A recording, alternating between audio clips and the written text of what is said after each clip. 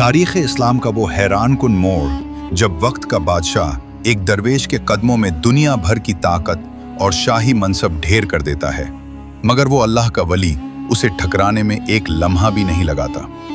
ये तज़किरा है इमाम सुफियान सौरी का, जिनके पास जब खलीफा का शाही खत पहुंचा तो उन्होंने उसे पढ़े बगैर दरिया की लहरों के सुपुर्द कर दिया और सब कुछ छोड़कर रात की तारीकी में हिजरत कर गए। आखिर इस खत में क्या लिखा था और वो कौन सा खौफ था जिसने इमाम साहब को अपना घर बार छोड़ने पर मजबूर कर दिया? आइए जानते हैं इस ईमान अफरोज वाक़े की मुकम्मल तफसील में। ये दूसरी सदी हिजरी का वो दौर था जब इस्लामी सल्तनत अपनी वुसअत और इल्मी उरूज पर थी। कूफा की गलियों में इल्म की खुशबू बसी हुई थी और उन्हीं गलियों में एक ऐसी शख्सियत रहती थी जिनका नाम सुनते ही बड़े बड़े सलातीन के दिलों पर हैबत तारी हो जाती थी। ये थे इमाम सुफियान सौरी। इमाम सुफियान सौरी कोई आम इंसान नहीं थे, बल्कि उन्हें उनके दौर में अमीरुल मोमिनीन फिल हदीस कहा जाता था। उनकी जिंदगी सादगी का नमूना थी। वो पैबंद लगे कपड़े पहनते और सूखी रोटी पर गुजारा करते, मगर उनका इल्मी रोब ऐसा था कि जब वो हदीस बयान करने बैठते तो हजारों का मजमा हमातन गोश हो जाता। लोग उनके इल्म के प्यासे थे, मगर वो खुद दुनिया की शोहरत से दूर भागते थे। उस वक्त तख्ते खिलाफत पर अब्बासी खलीफा मेहदी बराजमान था। खलीफा ये चाहता था कि उसकी सल्तनत को अवाम में मजीद मकबूलियत और मजहबी सनद हासिल हो, और इस काम के लिए उसे वक्त के सबसे बड़े आलिम यानी इमाम सुफियान सौरी की जरूरत थी। बादशाह जानता था कि अगर सुफियान सौरी उसके दरबार का हिस्सा बन गए तो पूरी सल्तनत पर उसकी इल्मी धाक बैठ जाएगी।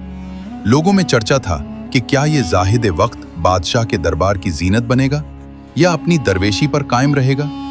एक तरफ शाही महल की रंगीनियां और जाहो जलाल था, और दूसरी तरफ इमाम साहब की वो कटिया जहां से तकवा के चश्मे फूटते थे।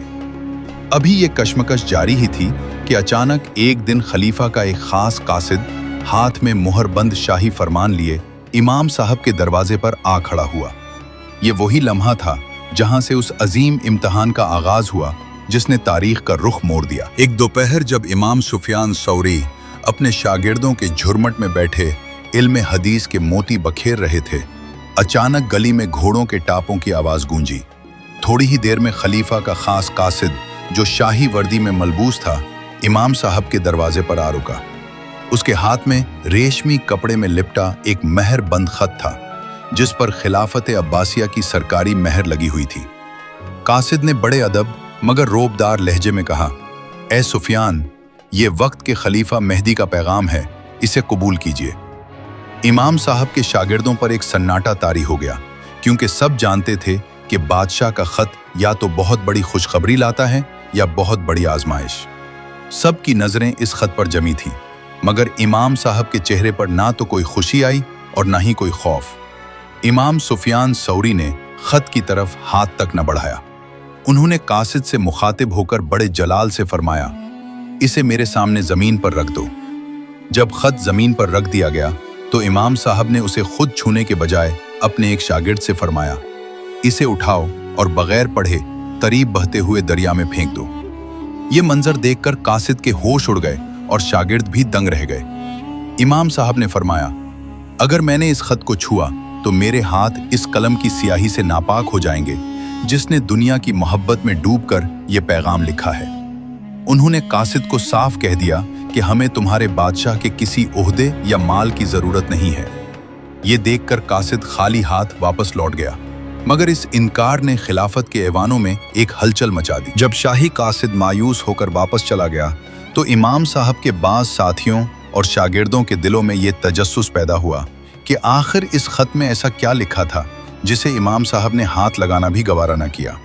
जब उस खत के मंदरजात की खबर आम हुई तो मालूम हुआ कि खलीफा मेहदी ने इमाम सुफियान थौरी को सल्तनत का काजी उल क़ज़ात, चीफ जस्टिस बनने की पेशकश की थी, और साथ ही ये भी लिखा था कि आप जिस शहर पर चाहें हुकूमत करें, तमाम खजाने और इख्तियारात आपके ताबे होंगे।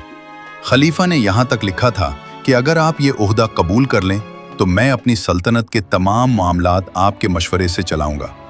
इमाम सुफियान थौरी अच्छी तरह जानते थे कि ये ओहदा महज एक पेशकश थी और उसमें कोई हकीकत नहीं थी, मनसब नहीं बल्कि एक बहुत बड़ी आजमाइश है जो इंसान को हुक्मरानों का आलाकार बना देती है।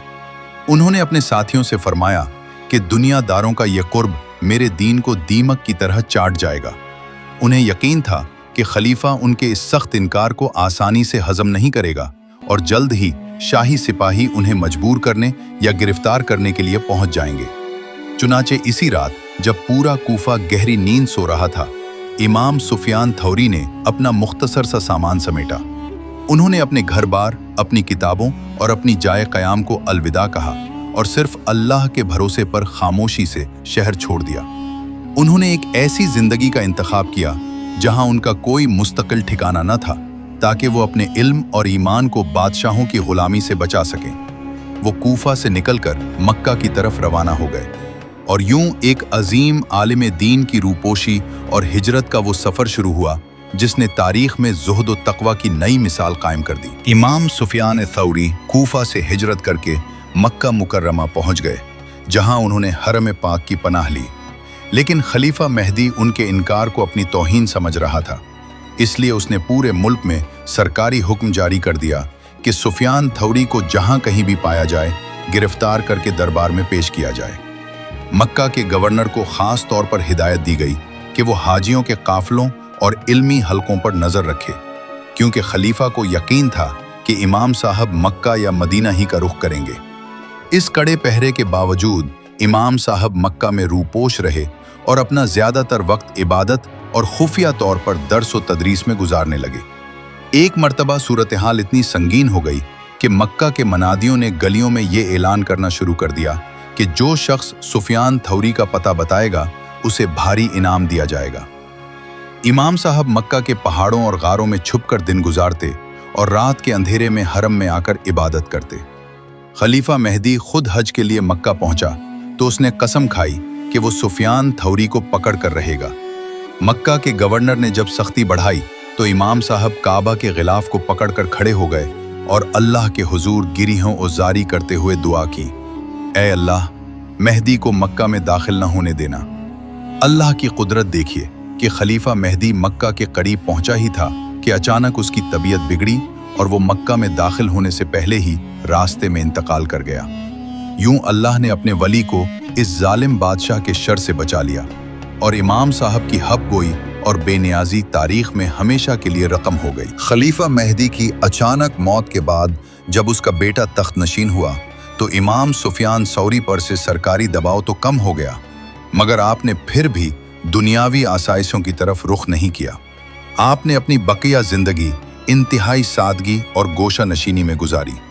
जब इमाम साहब की वफात का वक्त करीब आया तो उन्होंने अपने शागिर्दों को एक ऐसी नसीहत की जो आज भी सोने के हरूफ से लिखने के काबिल है।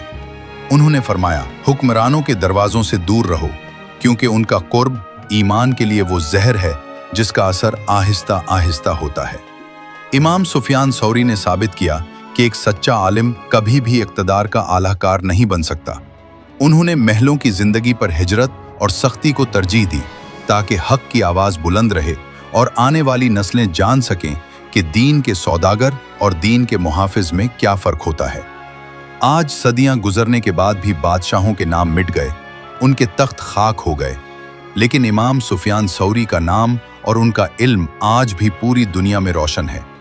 ये कहानी सिर्फ एक हिजरत की दास्तान नहीं, बल्कि इस बात की गवाही है कि जब इंसान अल्लाह के सामने झुक जाता है तो अल्लाह उसे पूरी दुनिया के सामने सर बुलंद कर देता है।